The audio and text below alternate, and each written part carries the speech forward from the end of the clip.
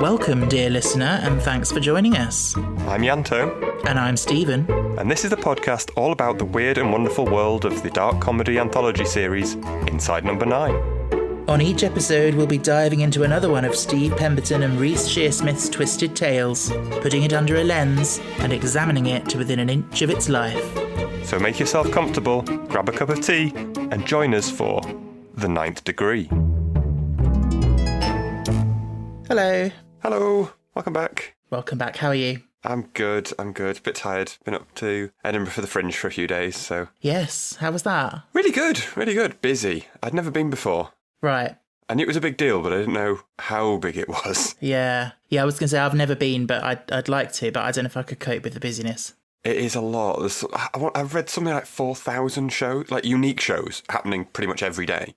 Wow. It's just insane. But yeah, I got to see about 10, I think, in 2 days, so that's not too bad. Yeah, I recommend. It was a lot of fun. Good. I got handed randomly a flyer by Debbie McGee for her nephew's show. The lovely Debbie McGee. Yeah, I was like, I know you from I didn't say this to her, but I was like, I know her from somewhere. It's Debbie McGee. What's she doing handing flyers out? What have you been up to? Not much. No. Started recording my other podcast again, About Time. Oh, yeah, exciting. And it is about time that we started it again, because it's been quite a gap. But yeah, we're here for the final episode of Season 2. Séance Time. Séance Time. What on earth was our missing title from last week? The Last Weekend. It was one of mine. Elsie Kelly. Are you a fan of Benidorm by any chance? I'm not, but I'm aware that she was in that with Steve. She's great. Yeah. I mean, she plays the same character. Okay. But I love it. Me and her friend loved it. We were watching it the last weekend that I was over at his house. Very good. I thought that was very well put in, actually. Oh, thank you. Listeners, did you spot it? Let us know. And listen out for one this week. So, what do we think of Séance Time? I really like this one. It's a great end, I think, to the series. Mm-hmm. There's a lot going on in it. Mm. I like the rug pull that you think it's going to be a spooky one like the last series was, ending on. I think it's quite a good, strong one, I think. Yeah, because it does that. You know, it starts off quite straight and serious, and then you get a good chunk of it is very funny, and then it gets dark again at the end. So yeah, kind of full circle. It sort of ticks all of the boxes of what the show does. I thought the opening was, I don't know if it was deliberate, but very similar to The Harrowing, with, you know, a young woman walking up to this old house. Yeah, I don't know if that was intentional. And then obviously using the same interior. I was going to ask, I'd not Googled, but I did think it might be the same place. It is the same building, yeah, on the inside. It's a cool house. Oh, very cool. Yeah. So, synopsis from Inside Number 9 Wiki, for those that don't remember. Never having consulted the spirit world before, Tina isn't quite sure what to expect. Her visit to the spiritualist, Madame Talbot, has been arranged by her sister. Nice. Doesn't give anything away. Not really. Which is good. Yes, she wants a glimpse of Summerland. They do quite a good job of, like, building up a bit of you're laying seeds of stuff, and, like, it's quite developed, this little plot that they're staging. Yeah, I think it's really clever. I have a little criticism of, like, once you know that it isn't real, some bits of it don't really work. Like, I know they try to make a point of her ectoplasm pipe, but it's clearly just a CGI bit of smoke that they've got. That, yeah. Not coming out of some pipe that's hidden in her hair or whatever. That's true.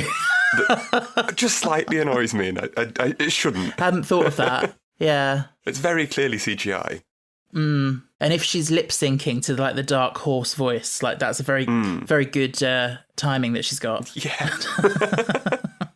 But it is very well done. I did enjoy it. You know, the fake opening bit. Yeah, it's great, isn't it? It's like, it's a bit like The Harrowing, and like we said last time, it's got all the gothic tropes. Oh, totally. Like, it would fit right in with, like, Dracula or Rebecca or Wuthering Heights, to name but a few. Oh, definitely. Yeah, and I love all that. But then, like you say, you get the best of both worlds in this, because you get the serious version of it, but then you get the funny side. Oh, completely, yeah. And it's clear that, again, that how much Stephen Reece loved that sort of genre, the gothic horror, and getting another chance to throw in another load of tropes with seances and stuff. Strange question, but have you ever been to a seance? No. Or seen a medium or anything like that? I have not. Well, I've been to Darren Brown, if that counts.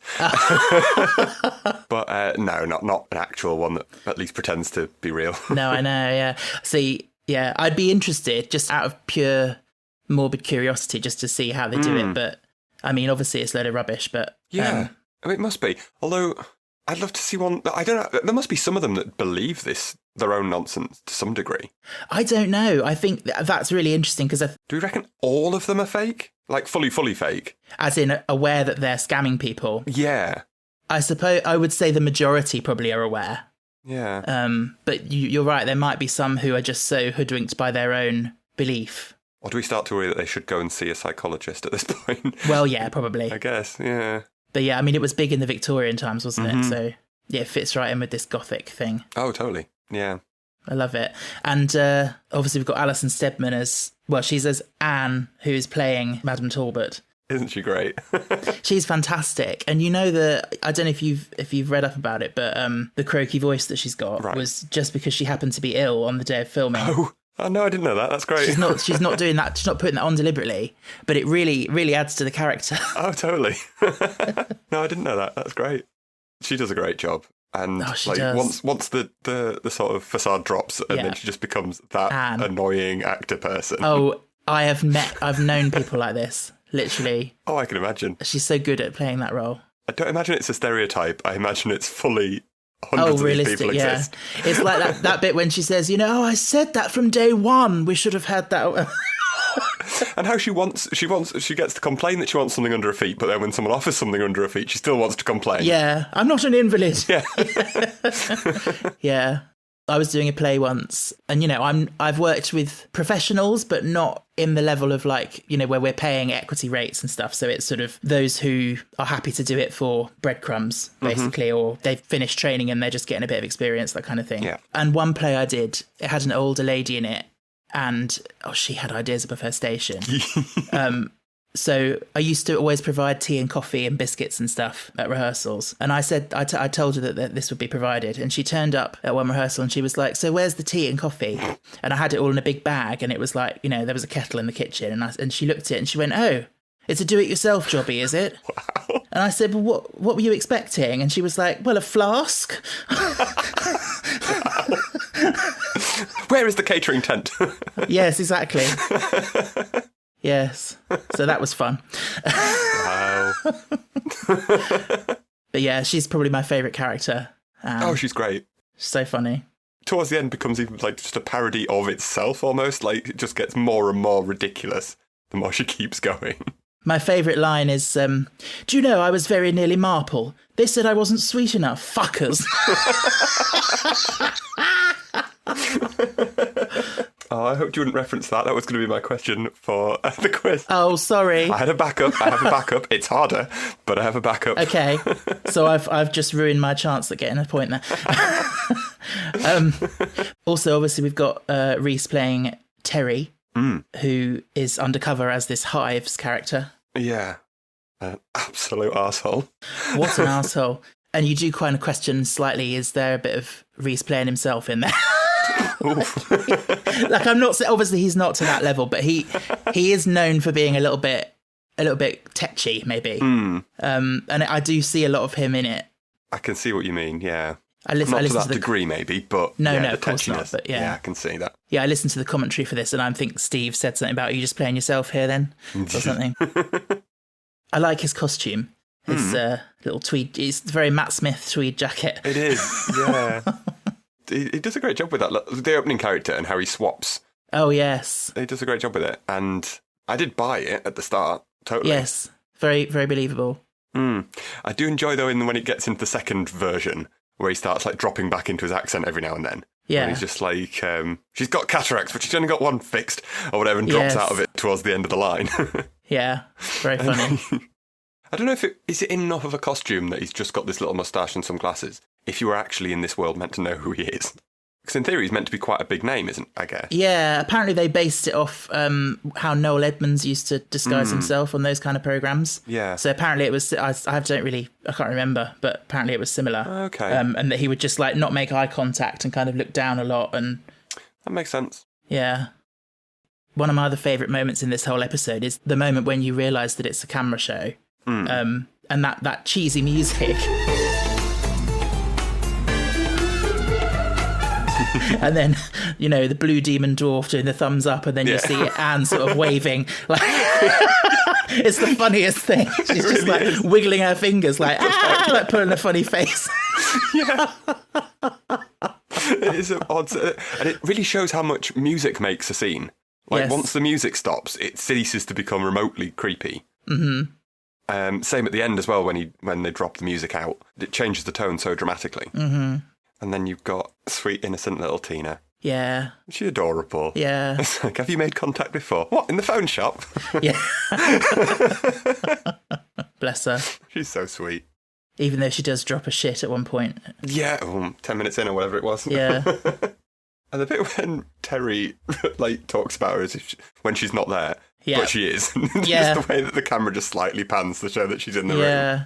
Is that, I'm trying to work out, is that he didn't realise she was there, or he just didn't I care? think it's he does not care. I think it's he probably didn't realise she was there, but because he just doesn't care regardless. Yes. Like, So when he does twig that she's there, he still doesn't care. it doesn't make any difference to him, I don't Yeah. think, no.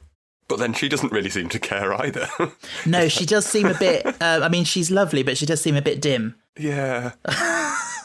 And that thing about the top 10 clips or whatever, and he's like, it's a public vote, just stick to the one I chose. Yeah. Like, I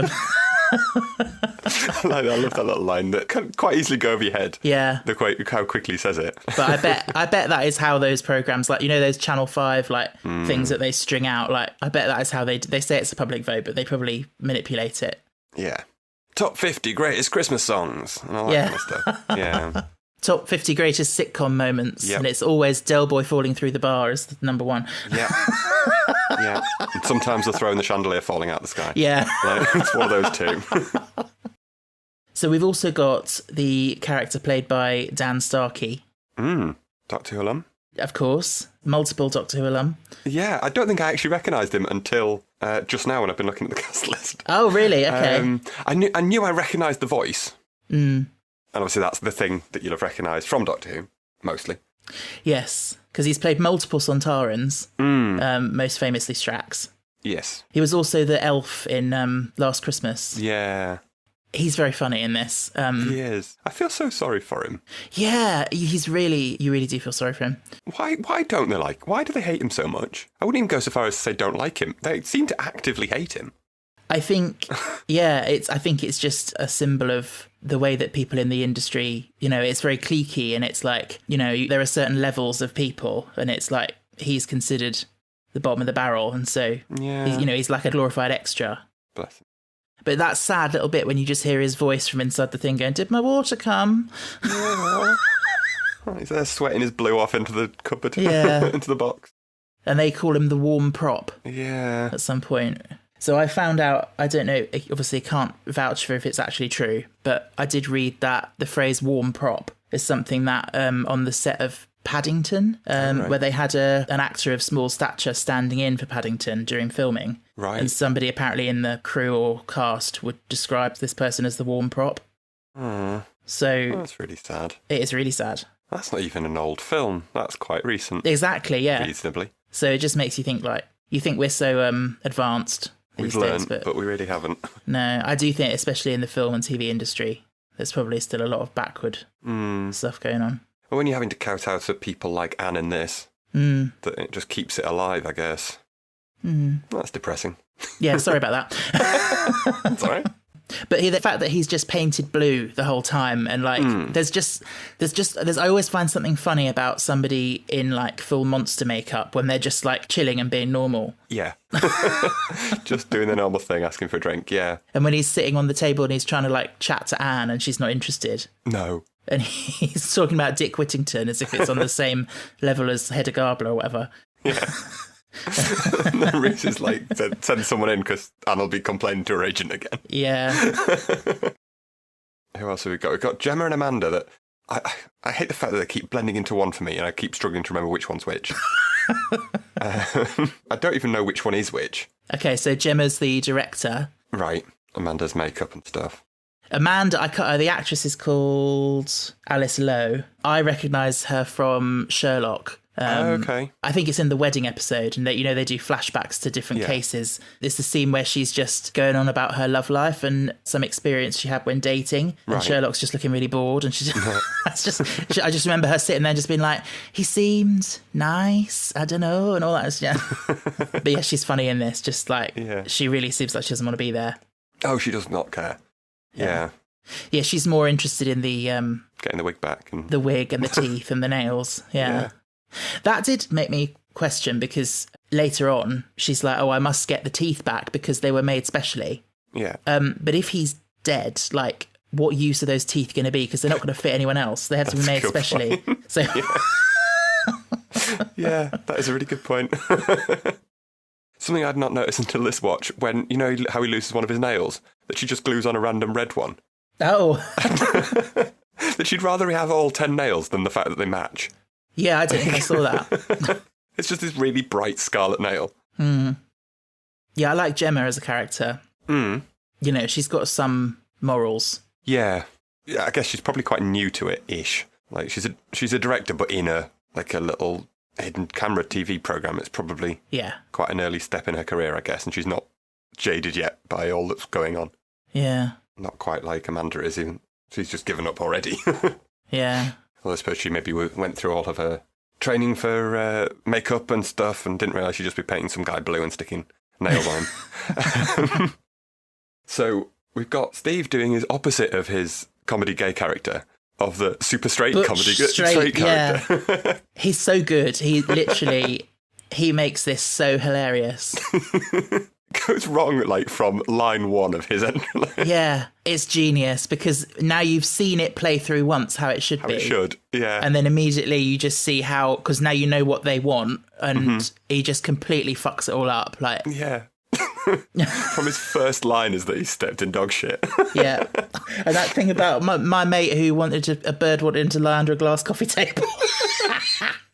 They come back to that, don't they, in lip service, where they reference sitting on coffee tables and doing things. And I'm like, this is a thing that this is stuck in their head for some reason. For some reason, yeah, well. I just love how, Terry is, because he gets distracted by, the teddy bear and stuff. So, and then he ends up just trying to stick to the script, even when it doesn't make sense. Yeah. When he says, good question, but he hasn't actually asked a question. No. I don't know, he just comes across to me as he doesn't really care. He's not listening to what's going on. He's just waiting for his opportunity to get a line in. Well, I think it also shows that the character, Terry, is not an actor, because an actor would be able to, improvise and adapt it a bit. That's a good point. But I think he's just, he's a presenter or whatever, and he doesn't really know what to do when things don't go to plan. He's just... Yeah, that's a good point. I've not thought of it that way. Yeah, that works. But yeah, when Madame Talbot comes shuffling in, and he's just on the phone, he's like, oh, fucking hell, here we go, she's here. And then when she sits down, he just looks at her and he's like, all right. No, he laughs when she starts talking. I know, it's so funny. And she bumps into the table as well, it's just another hint of, it's not going right. I guess they probably were just going for they'll get a bit of it that's usable, but why have they carried on with this when it's gone so wrong from... square one? Yeah. Wouldn't you have just called it quits and got on? You'd think so, but like you say, I think they're just hoping that there'll be part of it that might be usable in the montage. It's a montage, yeah. There might be one. Well, he does get spooked by the candle, doesn't he? So I suppose they could have used that.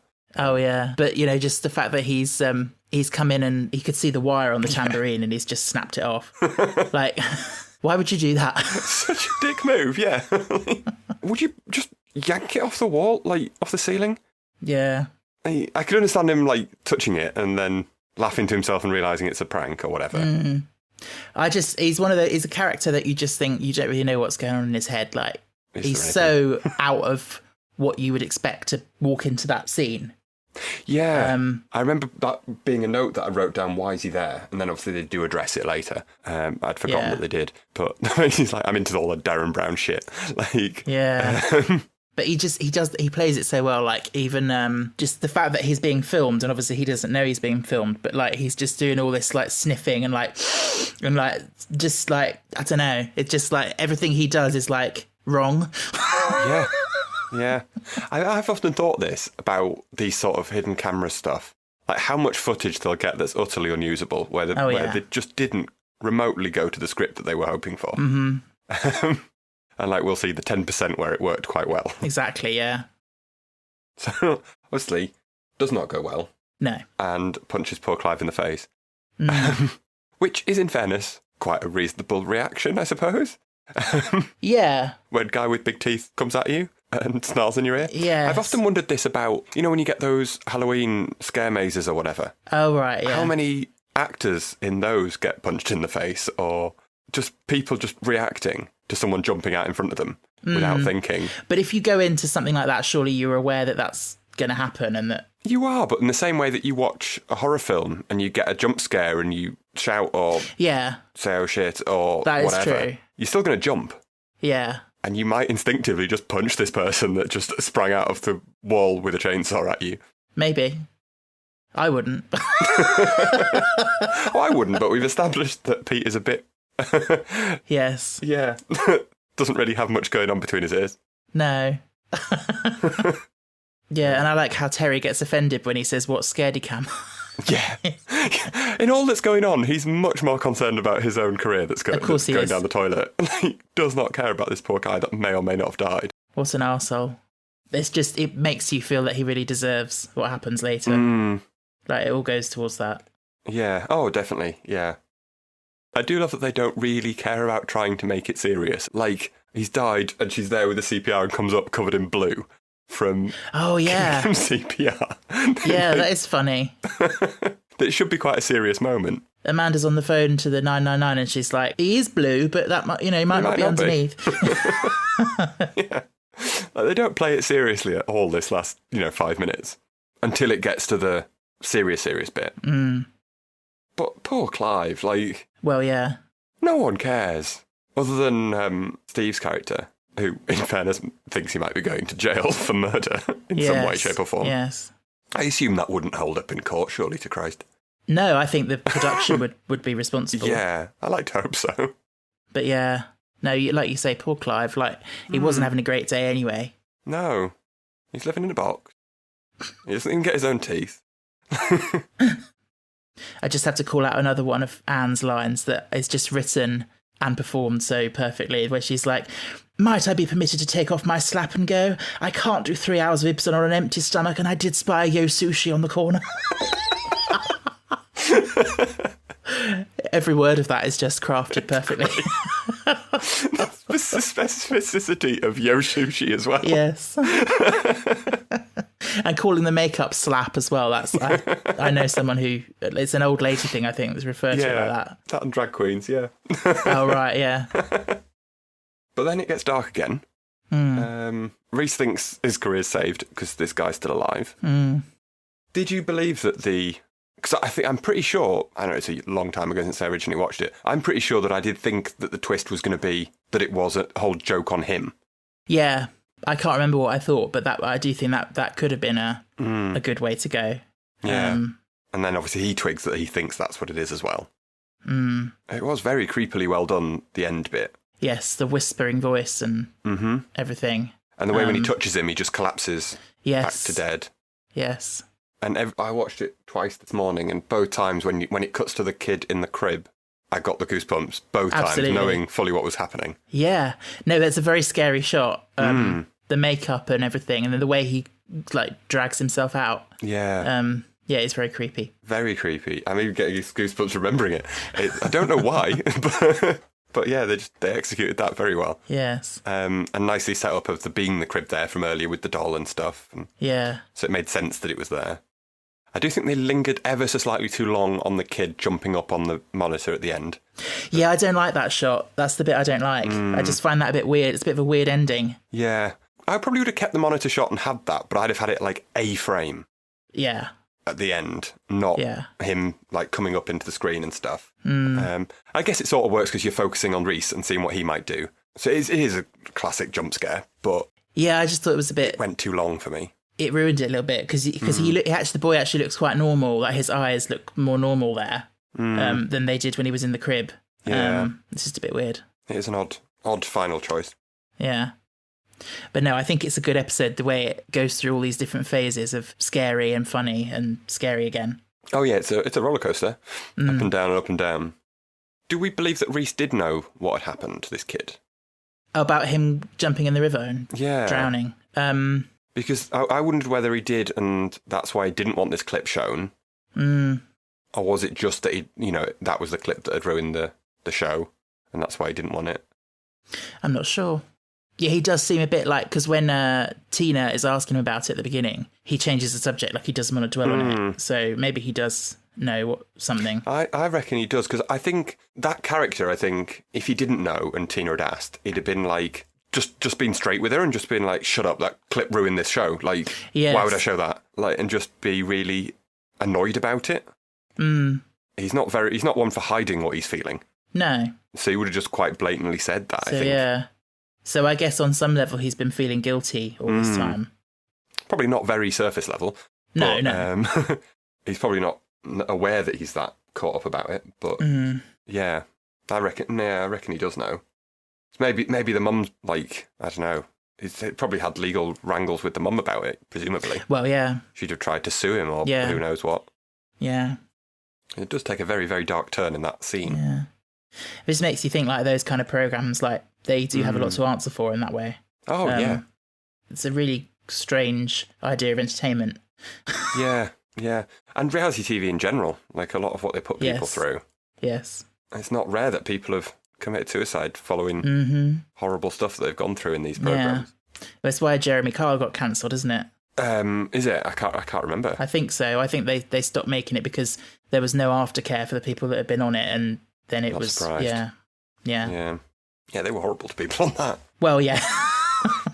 Same with like Jerry Springer as well. Yeah, exactly. Yeah, he's got a lot to answer for. And apparently this was another one where they explored lots of alternative endings before settling on the one. Oh, interesting. That they went for. I'm guessing. Do you know any of it? No, I don't know any of them, but I'm guessing one of them might have been where it actually was that they were pranking him.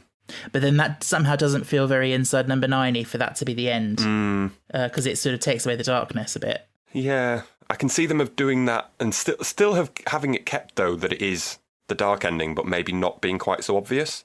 So you'd have that it's a prank, and then he'd walk back into his dressing room and find the teddy bear or something, and a door would slam or something like that to imply that, not as obviously that something's going on, but that there's something going on. And so what has this child basically just done to him what he did to him? So he's made him wet himself on camera. I guess so, yeah. But that's surely not going to be broadcast, is it? So no. Yeah, I'm not quite sure what the end goal was. Yeah, it doesn't really stand up to too much scrutiny, but it is a child, I suppose. Yeah. And apparently the stain on his trousers had to be added in post-production because they couldn't get it to look right on camera. Oh, really? The strangest things that you think would be easy to achieve in real life. Should you just throw a cup of water on him? You'd think that would work. Well, you'd think so, wouldn't you? But apparently it just didn't look right. It didn't look wet enough or something. Huh. Weird. Yeah, okay, it is weird, fair enough. Yeah. Is it like the whole rain was milk and singing in the rain sort of thing of these things don't translate on camera very well? Well, yeah, exactly. What's that? I swear, isn't there a Simpsons joke about that when they're filming the Radioactive Man film? He says something about, sir, why don't you just use real cows? Cows don't look like cows on the film. You gotta use horses. What do you do if you want something that looks like a horse? Usually we just tape a bunch of cats together. But there's loads of those, isn't there? Like in adverts for cereal, it's usually PVA glue, not milk, because it looks better. And the ice cream is usually mashed potato, and because it doesn't melt, but scoops the same way or whatever. Very interesting. Yeah, I find it fascinating. Oh, it is. And someone must be spending forever going like, well, I need some fake ice cream. What can bloody use? And they just go through their entire cupboard. Yeah. But sometimes it's because it looks tastier.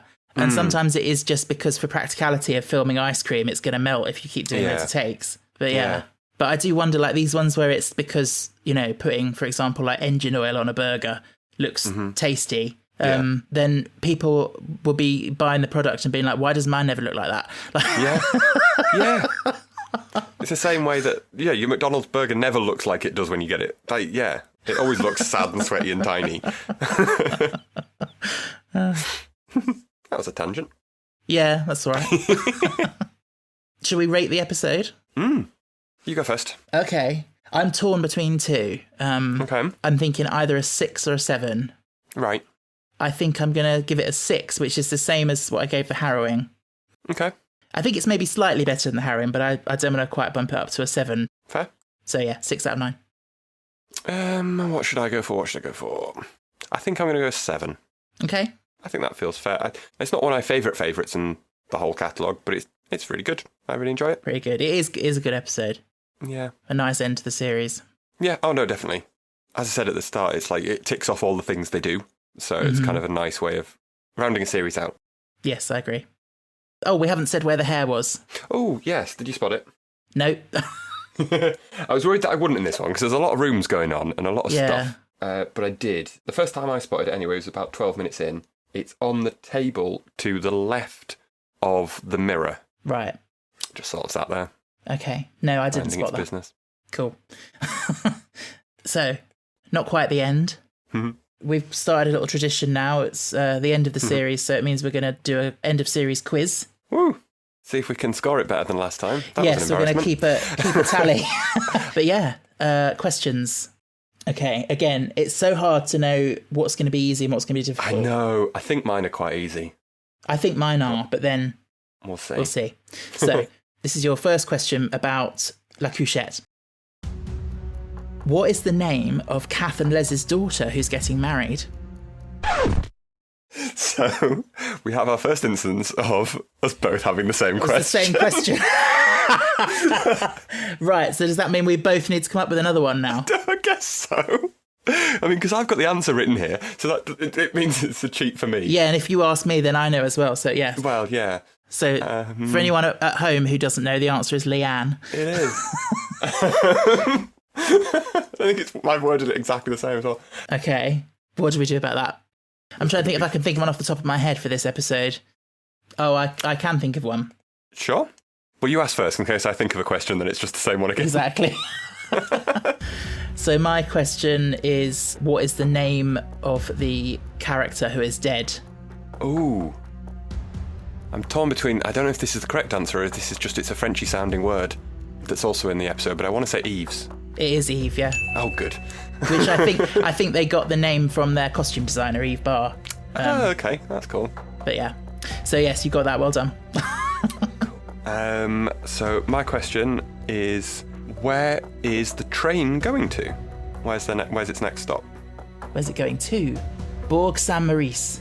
It is. Well done. Thank you. Right. Question 2. This is on the 12 Days of Christine. Now, I've got one correct answer, which I'm looking for, but I also have 2 other possible answers that I would accept. Oh, okay. Oh, God, it's going to be what is a year of birth, isn't it? No. Well, that would have been a good one, though. No. The question is, what aspect of maths does Fung have a seminar on? Oh, God. It's something like portable vectors or That's something? It. Yeah. Yes. Oh. So the actual thing that she says it's on is continuous quantity. But then she does mention portable vectors, so I said that I could accept that as an answer as well. Cool. So well Thank done. you. So, my question for 12 Days of Christine, what month is Christine's birthday? Oh, that is July. It is. Yeah. Well done. Thank you. Now, the trial of Elizabeth Gadge. I struggled on this one. Yes. So, A, I'm wondering if we're going to have the same question again. And B, I think it's very easy. Oh, okay. I think mine's pretty hard. Okay. My question is, what is Elizabeth Gadge's middle name? Oh. I have one that jumped immediately to mind, but I don't know if it's right. I want to say Anne. It is Anne. Oh, good. I don't remember when they even say it, but I do remember that somewhere in the back of my head. So, my question... tickets for Elizabeth's burning are available for sale at which pub? Oh, no. I need to put at least one hard one in. Yeah. And I really struggled with a question for this. Yeah. Tickets are available at the... I won't get it. I'll kick myself when I hear it, but I won't get it. No? No. Green Man Inn. I wouldn't have got that. Okay, so you're now in the lead. See how long for. Yeah. Number 4, Cold Comfort. What song does Chloe mention liking before she asks for Take That Shine? Oh. I genuinely don't remember her asking for anything else. I haven't a clue. No? No, I genuinely don't have a clue. Okay. She says she thinks it might be a bit long. It's American Pie. Oh. Oh, yes, no, she does, doesn't she? Yeah, I remember that. Yeah. No, not a clue. Okay. What TV series box set was Liz caught watching on shift? The Walking Dead. No, it was. Which is funny because in our episode, I couldn't remember it and I just said something and you said Walking Dead. Yeah. And that's helped me remember it for now. So It was going to be what brand of pie does she like, but then you commented on it recently. yes. I could have got... See, funnily enough, I can't even remember now what it's called. Oh, for God's sake. So you should have gone for that. Don't tell me, what was it called? Bonus point. What was it called? Oh, I've got a hot date with a Frey Bentos steak and ale pie. Anything for an impression. Yep. It helped me get into the moment. Right, number 5, Nana's Party. Yep. This is more just general knowledge, really. Okay. Who composed the soundtrack for The Mission, which plays on Jim's stereo? Oh, God. And they do say the name in the episode. I don't even have a... can't even remember what genre or anything it was to even have a stab at this. The only band that comes into my head, and I don't even know if it's remotely related, so I might be laughable, is the Carpenters. No. I don't know why that's... but I'm guessing not. No. See, he's quite a famous film composer. Ennio Morricone. Oh, yeah. I can remember the name now. Yeah. My question's really easy. Okay. So, the meat may have come from the Batchers, but where did the rest of the buffet food come from? Marks and Spencer's. Did. Or Marks' Marx's, as she calls it, yes. Yeah. It seems to go through... When I was little, it was Marks and Sparks, is how we referred to it. Yeah, we used to say that. But, yeah, I believe it is officially just M&S now, not actually Marks and Spencer. But, yeah. Anyway. Oh, you're winning. Only by a point. Oh, no. So we'll see. We'll see. My last question for you from this episode, Séance Time. Mm-hmm. And you've watched it twice today, so Yeah. we shall see. By what name does Madame Talbot refer to the baby doll in her arms? Oh no. Same question? Yes. No! Okay, so the answer is Mary. But that's another... We've got to cancel that question. So this will be my third question for this. It was going to originally what role did Anne nearly win but wasn't sweet enough for. Oh, I see, yes, because then you okay. You specifically called Sorry. that. I've fucked it up. Right. I'm more surprised this didn't happen more last time as well, so... Yes. Okay, let me think of another one. Okay, I've got one. Now, how cruel do I be, being as I'm losing? Oh, you can be as cruel as you like. Something really mean. You go. So my question that I've just thought of is, how does Terry refer to the person doing the puppetry? Oh, what's he call them? I do remember this, but I can't think what he calls them. I don't know. Okay. I can see him doing it. I can see him saying it, but I can't think what the word is.